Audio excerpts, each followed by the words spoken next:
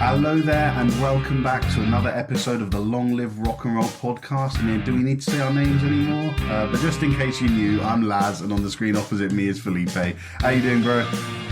I'm doing just fine, and you, brother? Good, yeah, very well, thank you, man, very well. Hello, everyone. What have you been doing? Anything special? Just another week in Soho, gigging? Yes, another weekend in Soho, playing gigs and having a good time.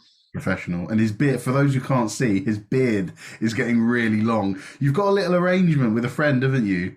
Yeah, exactly. Andy, who plays guitar in my band. Well, apparently we were not, let's say, completely sober, and we agreed to go full-on ZZ Top.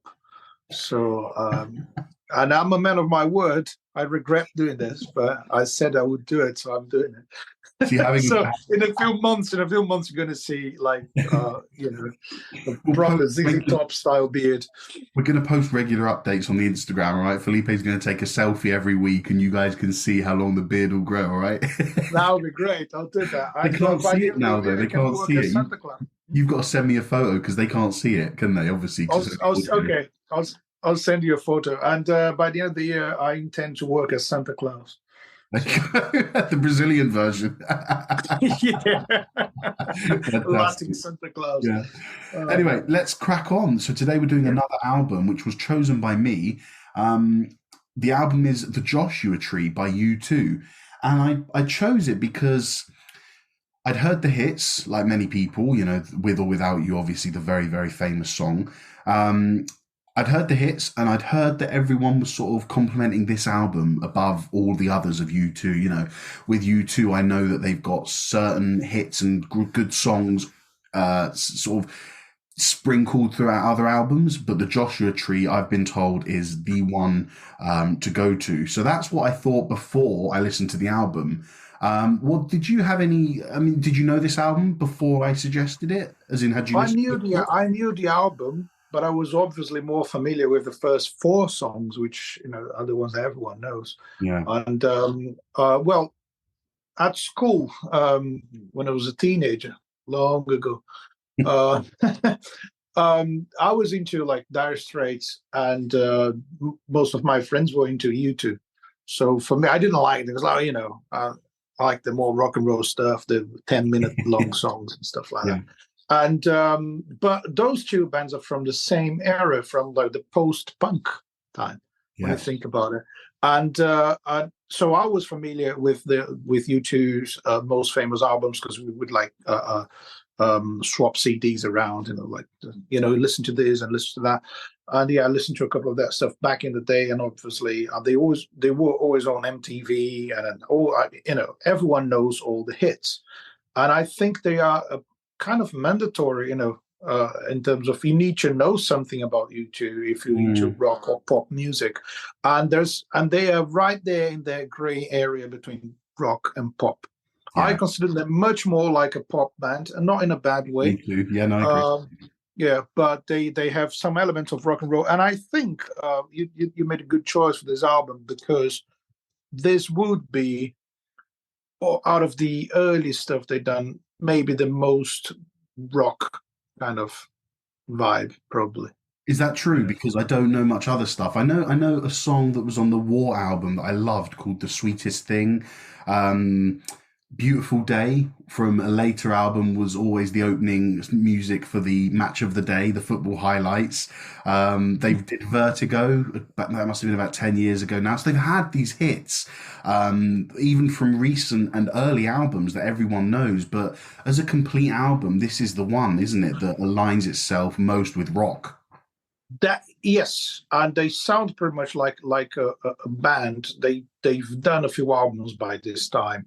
Yeah, and they knew which the direction they were going to. They really knew what they were doing here, in my opinion. No, and right. They actually wanted to do that. They said that they wanted to take the atmospheric, ambient, very texturally heavy music that they were doing in their previous album, The Unforgettable Fire. Yes. They wanted to keep that sort of the essence of that out of that music, but make it more hard hitting. And I think they mean rock in terms of hard hitting, and they do hit it here, don't they? It is a hard hitting album. Even if It it's is. in places, it still has its moments that just hit you, isn't it?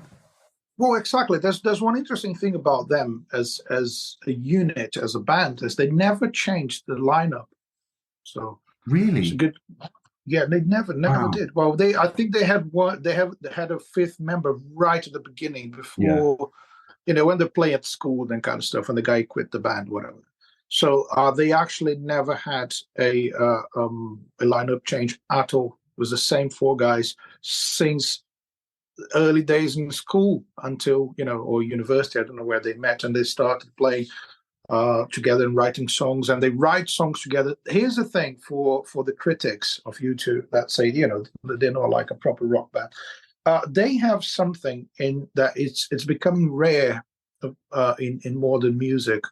When you go and pre-produce an album, there's loads of people do their guide tracks. For those who are not familiar with that, it's like, let's say the singer or the producer or the songwriter is going to record just piano and vocals or acoustic guitar and vocals, and then send it to the producer, send it to the other musicians, and everyone adds their layers of instruments. They record drums and bass and keyboards, and everything is produced in a way that the musicians don't even have to see each other in Yeah. order to produce an album. I've recorded albums like this but like as a session musician for people, and even with some of my own bands, you don't see each other. You just listening to pre-recorded stuff and recording stuff on top of it. So there's no real-time interaction. And Mm, U2, they're famous for getting into studio as a four-piece and jamming until they get a riff or a groove or yeah. something that resembles the core of what can be a song. So they do it in a very old school way. And I think they still do it like that. Well, So, which is great. that would really explain. I mean, we'll do the normal thing. I'll do it now. The album information, the album name, The Joshua Tree. Artist U2. Released 9th of March 1987. Length is 50 minutes, and the genre is sort of rock slash pop. And it was produced by Brian Eno of Roxy Music and Daniel Lanois, who coincidentally both of them produced the previous U2 album. But the reason that I came to this information is because the recording process lasted from January 1986 to January 1987. One Oh, whole wow. year of writing, prep, recording, producing, layering, everything. And it kind of, when I first saw that, I thought, wow. Like, I mean, myself and my wife on our heavy metal channel, we just did a progressive metal album, but by a band called Opeth, that have loads of like 12-minute songs. And that only Yeah. took 3 or 4 months. But yet, Yeah. U2, shorter songs, not many chord changes, nothing intricate like a progressive metal album, but still Yeah. took one whole year to complete. But when you listen to it and the layers in each song, you can understand why, can't you? Exactly. And here's the thing: when you say not nothing intricate, we usually tend to analyze things on the musicianship point of view, in terms of how technically good or how technically challenging is a riff or a solo and stuff like that. And many people who are into rock music also analyze the style like that, isn't it? Like, oh, this is interesting. Doesn't look like complicated solo that makes that song hard to perform and record. Yeah. But when you think not playing a note is a decision that might take hours, it's like Yeah. you need to try different notes until you decide, no, I'm not doing this, I'm not doing that. And to keep it simple sometimes means you removing stuff. Maybe you came up with lots of stuff and you remove and try to make it simple, and also finding the perfect guitar tone. Here's an interesting thing: how many guitar solos there are in this album? There's no solos. None, no. So DH doesn't play solos. He simply Right. doesn't, never. Okay. So Ah, and he's criticized by that. I've heard things. Here's something we need to say about YouTube. Like, they are. There's so many jokes about them, and people like to take the piss out of YouTube, especially rock fans. But it's undeniable that they are one of the biggest rock bands of all time. So that's it, yes. like it or not. Yeah. No, no, you're So, right. and And I have my own favorite jokes about them. One of them is like I've seen this like a fake article saying, "Oh, recent research shows that no one ever liked U2. They just pretended to like in order to please their friends who were also pretending to like U2." The world, And the it's world of music is just one conspiracy net where everyone pretends they like you too. exactly. Do you know what? So yeah. I've got something to add to that, and I may as well do it. I've noted it here. We're going to do it as a Laz Unleashed. Wow. So, in this installment of Laz Unleashed, you're gonna get my you two are gonna get my fury. So a few years ago, I don't know how many years ago actually it was. You two made a deal with Apple to pre-install their new album on every Apple iPhone user's phone. So I when still have that. Bro, every time I get in the car, the new album starts to fucking play. I'm sorry for my language, but every time I see U2 on my car, I get pissed off because it's like, stop playing the song, and I don't even like the music of this newer album, whatever it's called. And I'm just driving like if I just want to go to the shops. Sometimes I don't put music on if I want to go to the shop. Sometimes I just listen to the radio or just have nothing. And I'll be like, yeah, 10 seconds out of my driveway down the road. And then out of nowhere, when my phone connects, suddenly you hear Bono just screaming out loud. I'm like, fuck off. Because it really winds me up because I will not play music I don't want to listen to. Even if it's my favorite band, even if it's Metallica. If I don't want to listen to Metallica one morning, I won't play them. So for you two to have done a deal with Apple and for Apple to say, you've got to have them on your phone. Oh man, it really Yeah, winds me no, up. man. And isn't this is It's this the I most think, Laz Unleashed moment we've ever had? Because I'm really pissed off about this. and I think Bono was good friends with Steve Jobs, and I think what they did, they probably got together and say, "What's the most annoying thing we can possibly do together?" No, they were trying to do something. I think they were trying to, let's release an album in a way that is going to be a best-selling album without actually selling immediately. Everyone's going to have it. Yeah, I was like, cool, but can I just have the option to not have it? Can I just click you on no? can't. I You don't want this. can't. Or You send can't me a delete message it. like they should send you a picture of Bono and Steve Jobs saying, Yeah. "Hello, we got something for you. Do you want it?" And you just say, "No, I don't want that." Anyway, but this is part of them. Oh, I think you two never accepted should be uh, normal. anything.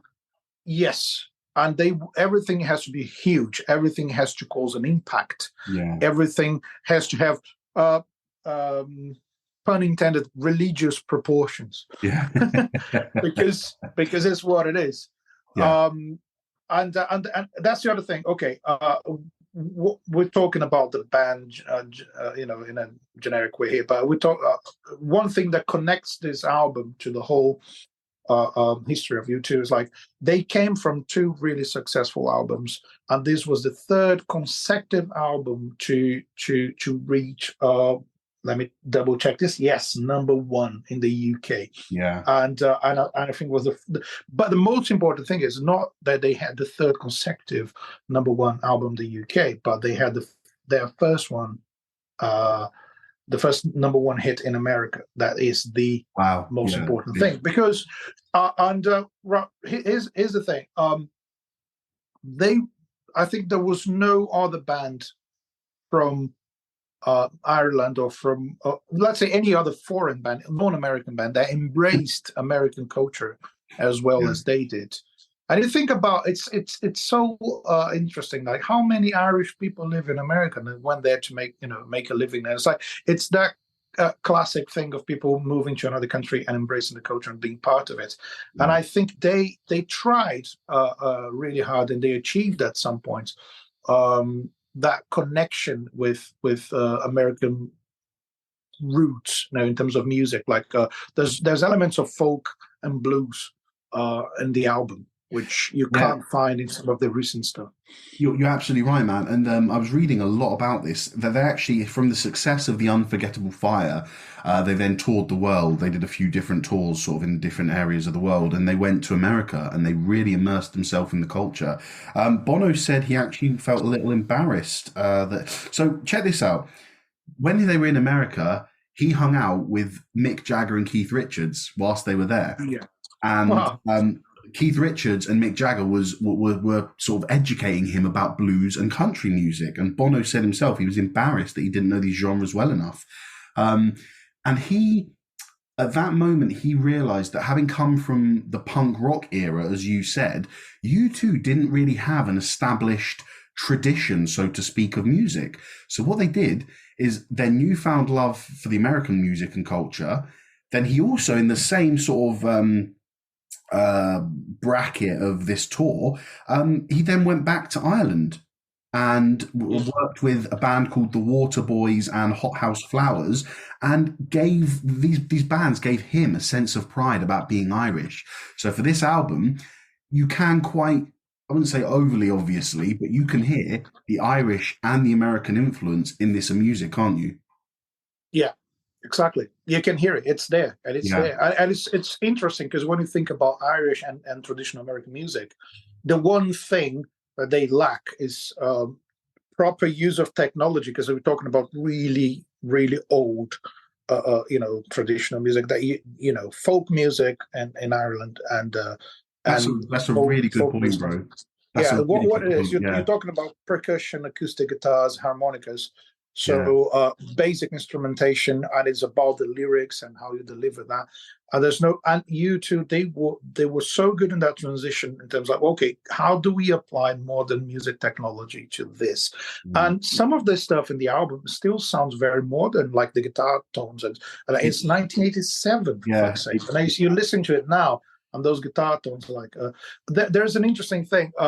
I've sent you these links about a documentary called "It Might Get Loud" with this Jack White, Jimmy Page, and The Edge, discussing the history of guitar and their influences of guitar players. Is about like it's like three mates talking about guitars, Yeah. which I get to see every week at the jam sessions.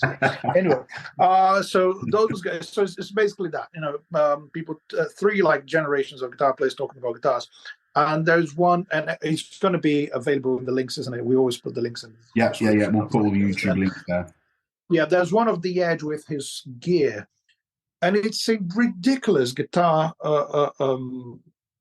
gigantic pedal with that actually connects all the effects, and he has one setting per song.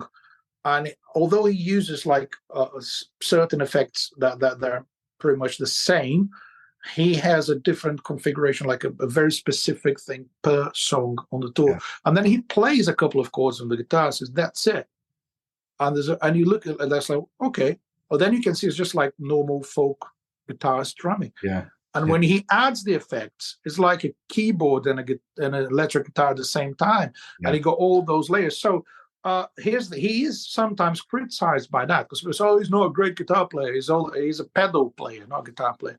He's just doing the effects. Well, I think the best definition for The Edge is he's a sound designer. Mm. He Yeah. designs layers of sounds for guitars that no one else has done it until that point. You can't mention a single guitar player, or I don't know of anyone who have done anything similar, and that's heavily present in this album, and it's a big part of it. The very first song, "Where the Streets Have No Name," and still haven't found what I'm looking for. All those songs, they rely so much on the guitar tone and effects to actually be the foundation of the riff, isn't it? The effects as important as the notes he's playing. Yeah, no, definitely. And, like you said, I have also obviously seen the criticism of him for those reasons. But, if the technology is available to you and and this is what you want to sound like, then why the hell not go for it? But you're right. The first two songs, what other ones? You got In God's Country. the Exit, those songs, they all have a foundation mainly based on rhythm. You think about, the 16th note chug on, is it Streets Have No Name? Where I wanna run, I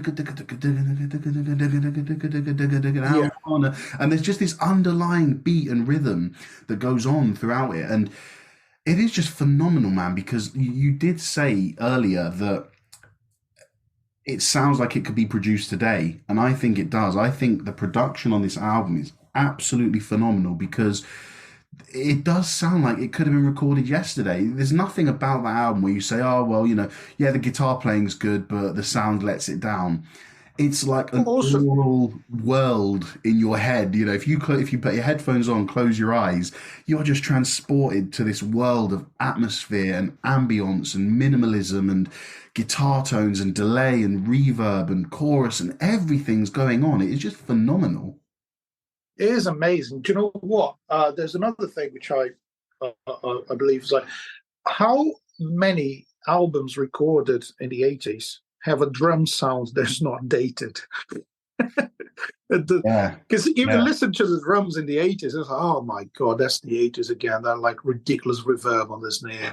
And it's like, it's just boring. And the drums are really cool, this album. They left all the effects and all the technology to the guitar, and drums and bass are just very straightforward in terms of tuning and sounding and everything. And one interesting thing about is it Adam Clayton and what's the name of the drummer? I forgot. How can I Larry forget? Mullen, Larry Mullen Jr. Yeah, Larry. Yeah. So they they do. This as a bass player, and I know this as a drummer. Our job is to make guitar players and singers sound good, right? Yes, And it's I can I think confirm. I've yes in this album they've done that to the highest level, in my Yeah, opinion. yeah. You I've know, I've and got here's, something about here's the that thing that in my monologue. Yeah. I would never think. I mean, if I could travel back in time and talk to my teenage self in school, I said like, I would say in 20 years' time, you're going to be recording a podcast episode defending you two, and I would be in shock. But Yeah. you change. But here's the thing: one heavy criticism that people have about them is that they're not that good as musicians, Mm. and it raises the question: does it matter? Yeah, well, that's a good point and a good question. I mean, think ultimately the answer obviously is no, it doesn't. But what that question allows me to think is that if I'm in the mood to be defining and organizing, does them not being good at their instruments actually make them a pop band? Because Yeah, I think you kind of associate rock with people who are. This sounds like a horrible thing to say about you too, but you associate rock music with original talent, with good guitar players, guitar solos, drummers that can rock with their bass players. Whereas pop, you associate more maybe with people behind the scenes writing music because the artist can't write music, and then they yeah, just sing it. So it's funny, isn't it? Because they're using the instruments of a rock thing. And actually, do you know what Bono said about that? He said they intentionally stepped away from conventional songwriting structures during the 80s. He wanted to focus on the primary colors of music. I mean, I don't want to patronize you because I think it's in English. Do you know what primary colors, like the term, yeah, means? yeah, Yeah, all right. yeah. For anyone that doesn't know, the primary colors are green, red, and blue. And the idea is that if you mix any of these colors together to a certain degree, You can have all the other. other Yeah, colors. So Bono said that he wanted to focus on the primary colors of rock music, which is the bass, the guitar, and the drums. So yeah, because they felt really out of touch with what was going on in the 80s, the synth pop and the new wave music of the time. And I think that is reflected, maybe maybe the layers and layers of guitar is covering up the edges inability to come up with riffs or to write a solo, for example. But again, I sort of reflect back to on your well, but question. Does it matter? It doesn't. here's the thing though, if you give his guitar rig as it is, to any other guitar player and say, I want you to come up with a riff using these effects. Because the way, when you change an instrument, you change the way you play. A new Yeah. guitar makes you sound different, makes you think in a different way, play in a different way. Yeah. And then those effects became part of who he is. It's a bit of a curse because Mm. that's, he's got to play like that every time because that's what Yeah. people expect from him. But That's those a good point. effects Yeah. are an essential part of his songwriting. So he's skipping all those steps that you have from, oh, this is a riff I wrote on acoustic guitar, and then I'm going to think about something to enhance the sound of this. Now he goes straight to the end of it. Like, here's all the effects and everything at the same time. It's like he's doing the final production as he's writing the riff. Yeah. Yeah. Yeah. He's It's fine tuning the details, isn't he? As yeah. he goes through, And then he's choosing what he wants. the lack of solos. I mean, it goes unnoticed for me, and that's one of a big thing. Just to mention one thing, going to the Sorry, song. can I just add something Yeah, quickly? Sorry, just yeah. about the lack of solos. It's almost like that when a new layer comes in, that is almost the solo.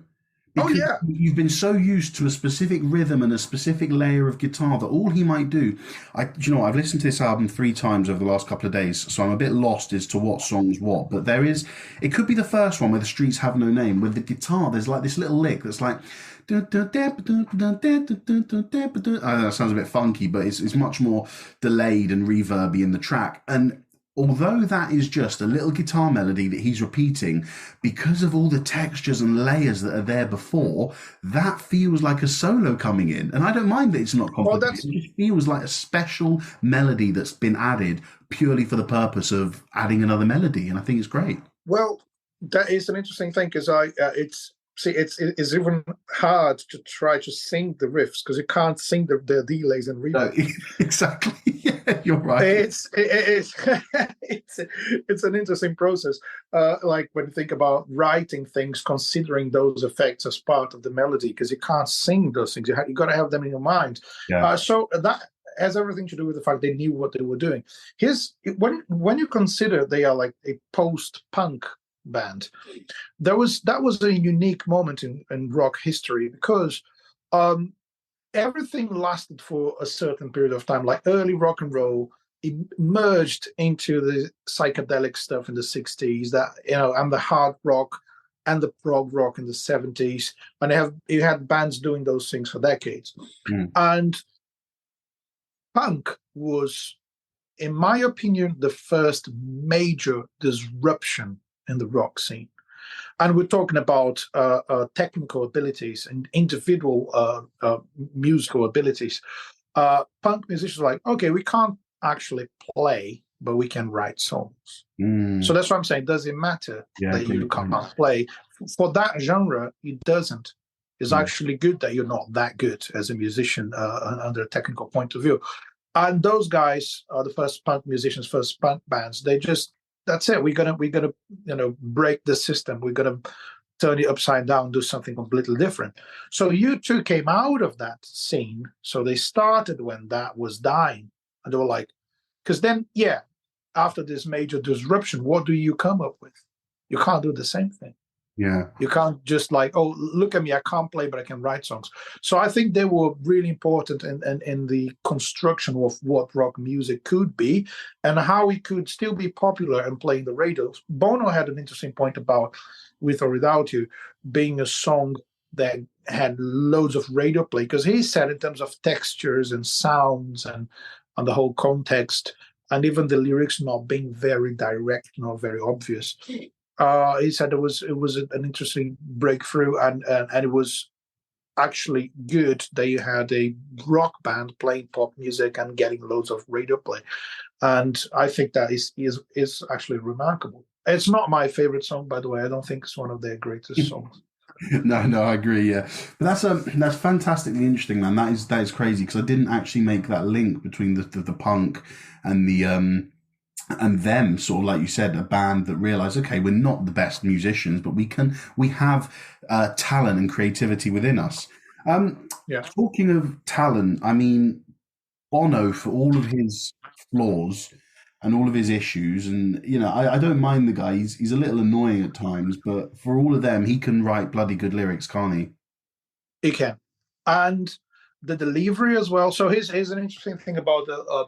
I think he delivers really well because he is not afraid of singing long notes. Mm. So there's something about him. I think that helped a lot. Now, like looking back at the time when my classmates were listening to YouTube, because he pronounces every word Yeah. like clearly. So I couldn't tell. I mean, maybe my experience talking to most Irish people that I'm meeting pubs and everyone had a pint or two. I don't understand half of what they say, and joking. No offense to the Irish. So basically, it's interesting how he made I think he wanted to be clear in every single verse, in every single line of every single song, clear with the pronunciation, clear with the like singing long notes, and make sure you can understand what he's saying. But the lyrics are not that simple and straightforward. He said he writes some blood bloody good lyrics, and I'll say what I think about that. He touches two subjects that I'm not a big fan of in music, and I'll tell you what it is: religion and politics. And why I'm not a big fan, because that might even surprise you, because I'm a big fan of talking about these things. I Mm. love talking about religion and politics, and I read loads and loads about it. And I think they're great topics when you have someone right in front of you and they can be debated. So I will say something to you, and you say, well, maybe I don't agree with that. I think this could be the other way around. And then you can reply. When you have a microphone and gigantic speakers, and you just throw your religious and political opinions over like on everyone's faces, and they don't have a microphone to talk back to you. Yeah. It's a bit like, well, yeah, cool, good for you. They have a strong opinion about stuff, but no one can actually fight back in the context of a rock stadium Yeah. gig. Because okay, not everyone needs to be aware of the motivation behind the lyrics, and they come to the gig, they want to have a good time, and then you go there and throw your politics on them, and they're like, "Oh, all right, how it's can I have the microphone, please?" No, you can't. So I'm not a big fan. I believe. And bands like the Foo Fighters and Kiss, they were really clear about this. We don't want to talk politics. We want people to come to the gig and forget about politics and religion and everything and just have a good time. But what I'm saying is I'm giving Bono a big compliment on this, because he touches those subjects. I don't know about the gigs. I don't know how far he goes in terms of talking, because I've never been to their gigs and I haven't watched many of their live shows. But in terms of how the way he writes the lyrics, that's what I believe. It's very rock and roll, which is here's my opinion in a poetic way, and you Yeah. have to decipher it if you want to, and you can make it your own if you interpret my lyrics in a different way. Yeah, he almost tells his own story, doesn't he, with each song, and sort of manipulates it to a way that gets his point of view across. But yeah, like you said, yeah, very good point. The lyrics, the funny thing is that they cover quite a broad range of sort of subjects within a bigger thematic idea, which is that it is America. America was the theme of this album. Bono quite heavily pushed it onto the other band, but he felt very strongly, because the working title for this album was actually called Two Americas, before it was called The Joshua Tree. And that's because he went, when they toured America, as I mentioned earlier, he felt like he saw two sides. He saw the history, he saw the culture, he saw the music. And then on the other side, he saw the politics, which he really, really disliked. At that time you had the Reagan presidency going on. What else was there? There was something else. Oh yeah, and he wasn't happy with the foreign policy of Foreign policies, yeah. that America was implementing in Central America. And in particular, a couple of these songs reference the civil war in El Salvador. The last song, Mothers of the Disappeared, is about the mothers of the rebels in that civil war who went missing. And what's the Yeah, so the thing is, I have an interesting point about the mothers of the Plaza de Mayo. I think it started in Argentina. It does say the group still active in Argentina and Chile, and comadres from El Salvador. So those were mothers of people who disappeared or were kidnapped or assassinated. Or well, you don't use assassination for people who are not important, isn't it? Yeah, Weird, not important. People are important. It's like it's funny, but people who were murdered by government action, right? And specifically America's action in those countries. So what you have is like common people. So that's it. People who are classified as not important, so no one cares about them. Is that it? So, or politicians don't care about them, and yeah, you have those the mothers of Plaza de Mayo. Because I'm South American, I've seen loads of photos of that, and it was in the news. It's still probably talked about, and it's like those people are still there saying, "So what happened to our kids?" still, yeah. And that is that is obviously very, very political song, but he doesn't go straight to your face and say America was wrong because they did that. It's like, well, wait a minute, he's talking about the pain of those people. They lost someone, they don't know what happened to that person, and that was a really evil influence by a big institution, which is the American government in Yeah, that. So I just want to say one interesting thing. of course. The fact that he shows his love for American folk music, and That's what I was going to say. Yeah. yeah. Sorry. On the other hand, he shows his hate for the political actions. That for me is a really beautiful differentiation of what is a country and a culture and its people, and what is the government and the politics of a country.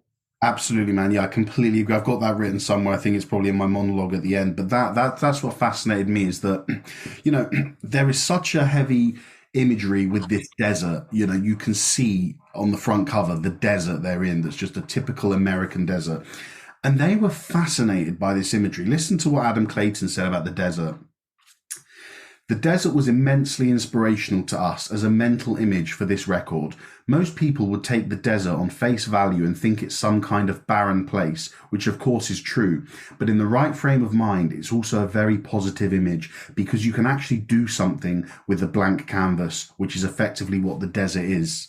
And what that says to me is that you can look at an American desert and you can choose to see the controversial political topics that the American government have been responsible for, or you can see everything that is good about America, the culture, the people, the history, the music. And bro, isn't this just a slight off-topic thing? Isn't this crazy that 2 weeks ago we spoke about Breakfast in America by Supertramp, and it's kind of the same thing, isn't it?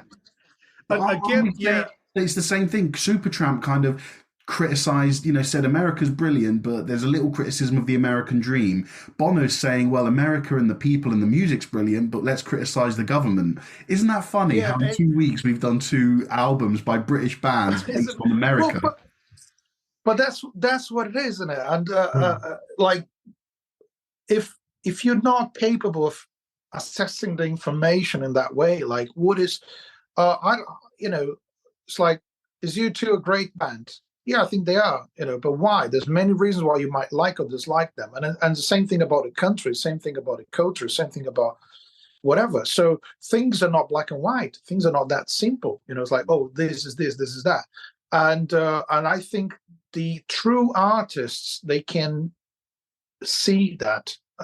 They can actually perceive where there is a line between the good and the bad in everything. They can see that line and they can cross that line and they can talk to both sides, and they can. That's what I like about that. One other thing, going from politics to religion is, and again, let me associate this with the album cover, because they decided to have the desert as the biggest thing in the album cover. That's it, and they are on the side.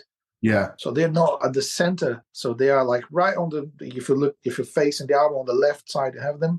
And most of the cover is just the desert. It's like, which means, and you have all of them facing the camera, but Bono, he's looking to the side. So it means for me that shows there like I don't know that position. Like, listen, this is life. Is mostly a desert. Is mostly the unknown, and but although they seem to know where they were going to in terms of sound, in terms of groove, in terms of production, the lyrics are very open in a good way. Like, Mm, so the religious aspects of the lyrics are really good because there's so many references to the Bible.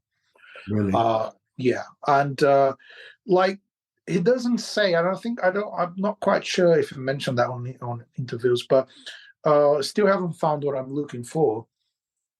If you can simply listen to it and think, oh, this guy's looking for the perfect girl for him, or or this woman's looking for the perfect husband or perfect partner or whatever, Yeah. and it sounds more to me like is someone looking for God, Mm, looking for the spiritual answer to all the questions.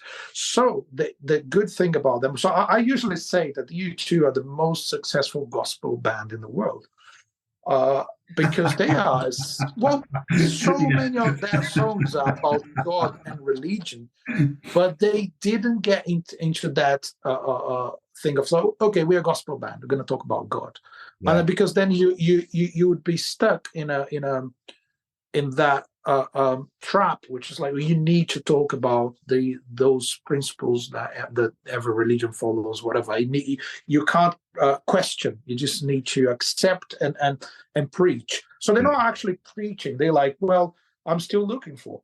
I don't know. I haven't found my God, Well, but I'm looking for. I think there's a really a great point you mentioned about the gospel because it can also be said about his vocals. I mean, if you think the tracks "Streets Have No Name," "Haven't Found What I'm Looking For," "With or Without You," what was the other one? "Red Hill Mining Town," "In God's Country." These are like Bono is almost putting on a gospel vocal performance. You know the way he shouts, like it's preaching to someone. You know, at the end Yeah. of "With or Without You." Like he's Mhm. you. It feels important to him. It feels Well, like he believes in what he's singing, or if he doesn't believe in it, that he's singing it for a good cause anyway. And I think throughout the album, you hear these gospel influences, not literal, not that he's singing in a way a gospel choir would, but just the emotion and the passion that he's putting through. exactly. Totally agree with that. And I think he sings like his life depends on it. Yeah, yeah, you're right. So, but for that reason, some people might dislike him. They think it's too dramatic or too whatever. But I like it. I think Yeah, I'm gonna. it's a it's one of the most recognizable voices in pop music history. Right, yeah, and You listen to sticking, his voice, you know it's him. yeah, yeah, no, you're right. And sticking with sort of the other, the other, oh, obviously gospel is a kind of an American sort of genre, if you like. And sticking with that Americanness, there are a few other American moments I sort of heard within the album. Um, Bullet the Blue Sky. Now, that's a great song. I think that's one of my favorites Oh, from the album. The bass and the drums just linking up and grooving for the whole song. It really reminded me of a song by Megadeth called Dawn Patrol. And as usual, guys, any song we mention as well as the album will be in a playlist, which is at the bottom of the show notes. Bullet the Blue Sky was kind of like some US garage punk rock that was in the late 60s. it's one riff, isn't it? It's one riff, the whole It's song, one yeah. riff. And it feels like, before heavy metal came along in the 70s, the US had this garage rock kind of thing going on, which was almost a blend of the punk, some bluesy elements, and hard rock and psychedelia. And I feel that this is what that is. Red Hill Mining Town, that he does his vocals in that, and it's funny that there's that documentary because there are moments where he sounds exactly like Jack White, and I will do my best to find an appropriate Jack White song to put in the playlist so you guys can hear. And then the only other parts I had to mention about the American stuff was Running to Stand Still. You've got the slide guitar at the beginning, and you've got the harmonica at the end with the slide guitar. Trip Through Your Yeah, Wire. that's a blues drum beat intro and an obvious blues harmonica intro as well. And it actually ends up feeling like a gospel song because a minute in, the organ takes charge. But I just love that, man, because you still don't feel like that you two have gone there, stuck a cowboy hat on, and said, "Well, let's make this album American." You know, they've stuck to their they've stuck to their principles, but they've just Yeah. thrown in, they've littered in little bits of America throughout, and I think that's fantastic. Is there anything And about it's the songs you and wanted to, any particular songs you well, want to discuss for any yeah, reason? I want to take him from that one because I like when they don't talk about them in That's order. great. So Trip Through Her Eyes, for all the music connoisseurs out there, that's it's a 12/8.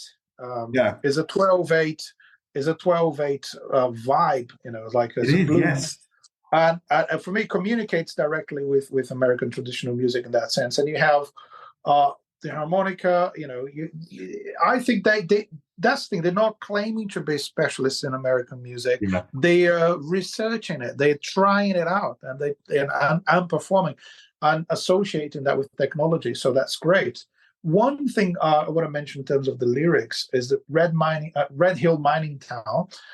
That's the one they're talking about British politics, English yes, politics. That's yes. the only one. 1984, there was a the National Union of Mine Workers had a massive strike in order to preserve their jobs. So that shows that they wanted that to be a single. They opted for Still Haven't Found What I'm Looking For as the second single of the album.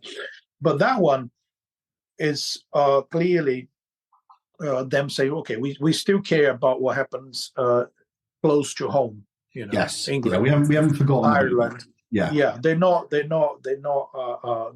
just, oh yeah, we're pretending to be these guys who live in America and don't care about the rest of the world. yeah, I think In God's Country is a phenomenal song. I really like the bass line on that one. And I think that's one they said, again, talking about their musicianship, they said they found it hard to record because they were not trained musicians. Well, that's a good accomplishment because they found a way to play and record it. And Bono said he didn't know originally if the song was about America or Ireland.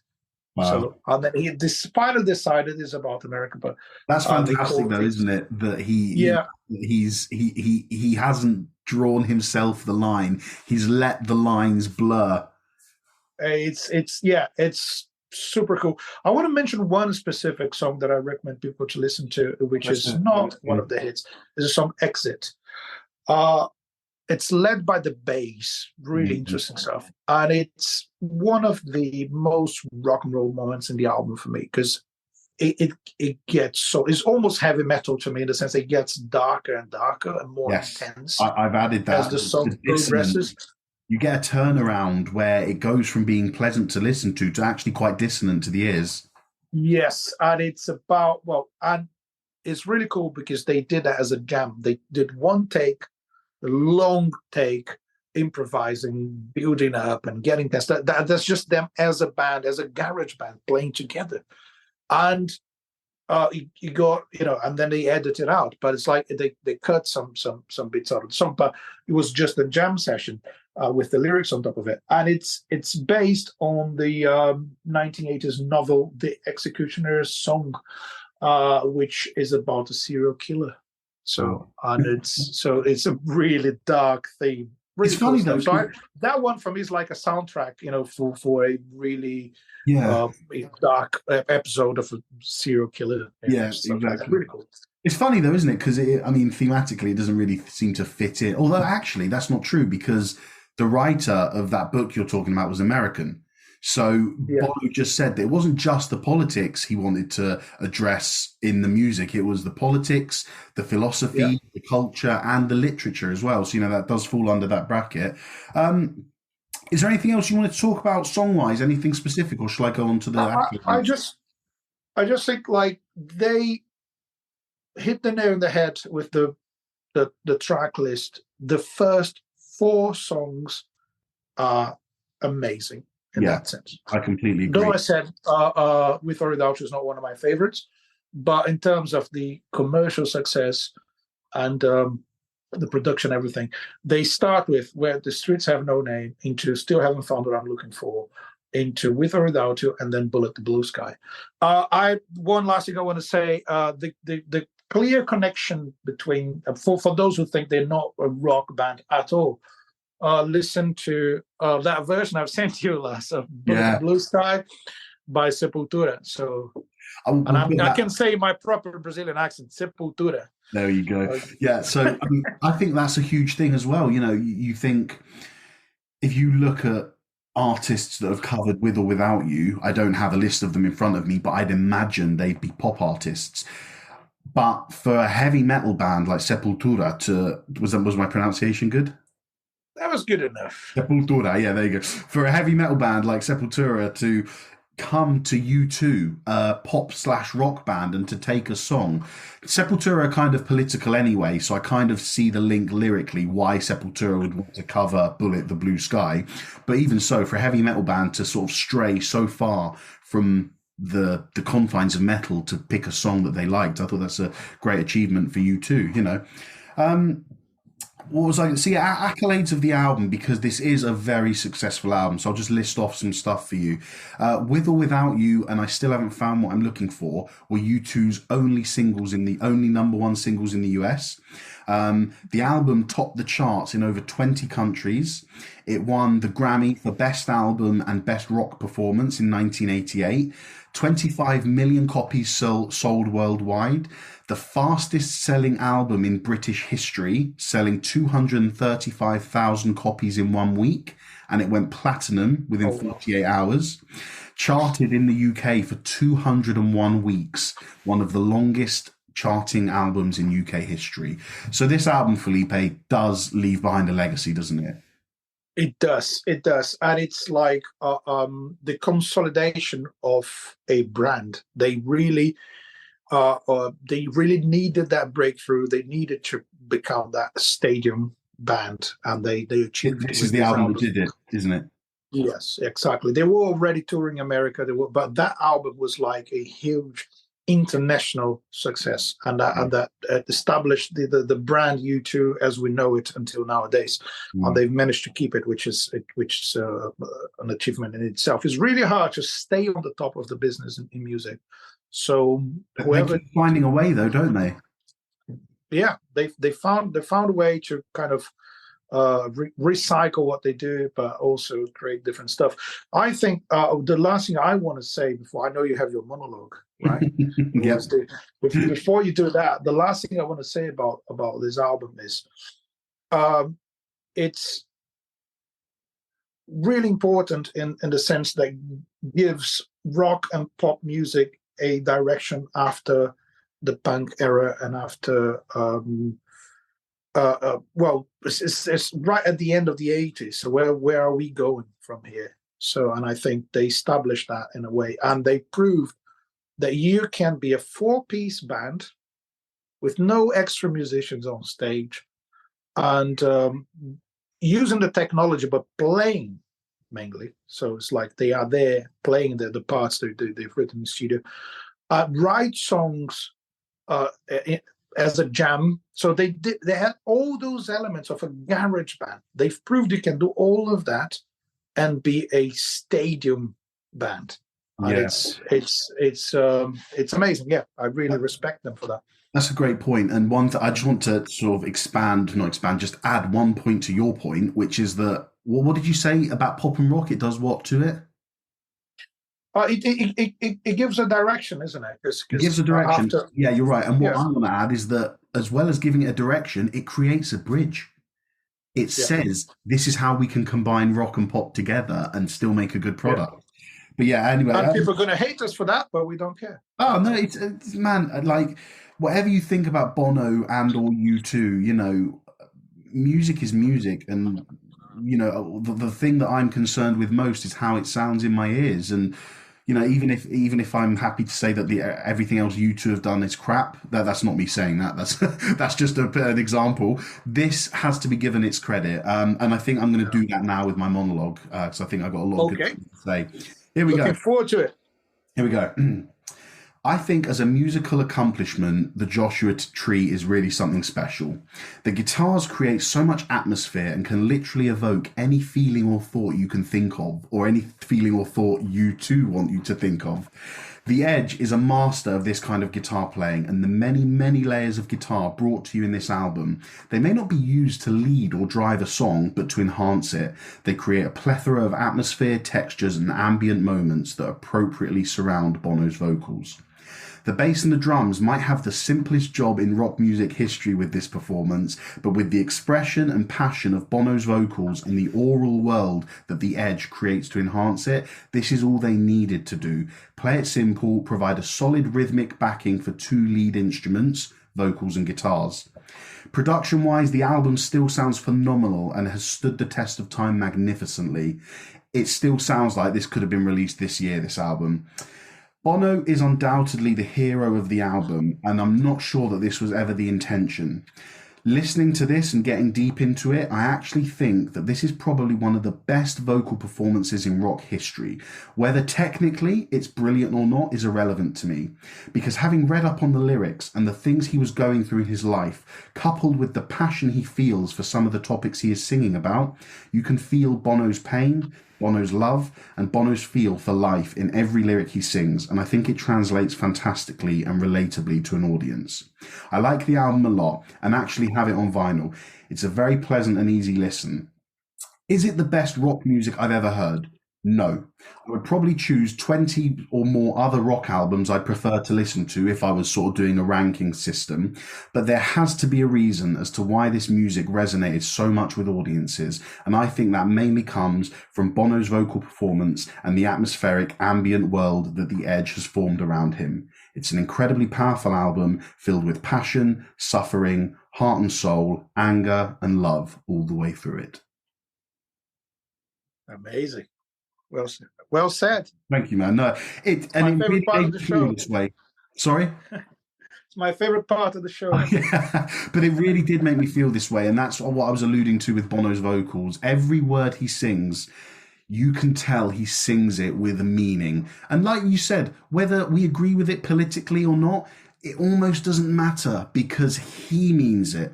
And that is what him as a performer puts through to you.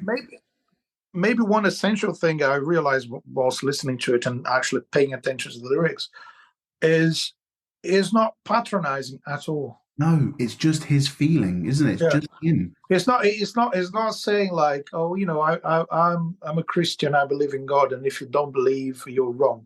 Yeah. It's just saying like I'm still looking for the answers, and I follow my religion, and I disagree with the American government in this specific topic.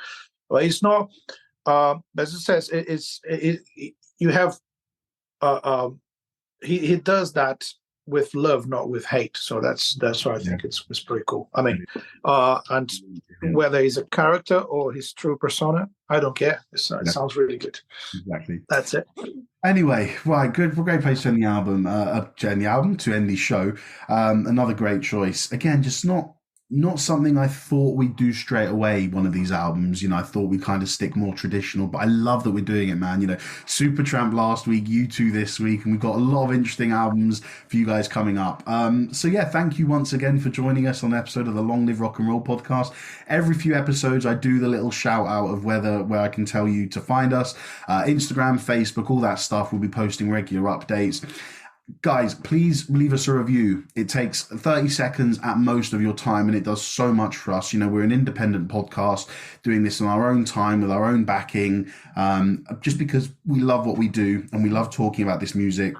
So if you can give us 10 to 30 seconds of your time on Apple Podcast or Spotify, go and rate it. Give us 5 stars if you like it. Do us a little comment. It would hugely be appreciated from us, as it helps us with the algorithms and moving up and up the charts, so we get more visibility and more exposure to the podcasting world. So yeah, thanks again for joining us. And if you're ever in doubt about where to find us, you can find us on the internet. Okay. There we go. Let's talk about Instagram, Facebook, YouTube. I don't know. I don't have all that stuff, but I do have a connection to that thing called the internet. And if you type in some search engines, what's the name of that one? Google. If you go there and just type "Long Live Rock and Roll Podcast," you're going to find us on that place, the internet. Whenever whatever the internet means, it's we're there. We're online. Exactly. There we go. We're online and on fire. It wouldn't be a proper episode if you didn't say they can find us on the internet, would it? Yeah, exactly. So thanks for being with us again, and keep on rocking, everyone. And as usual, take care and long live rock and roll.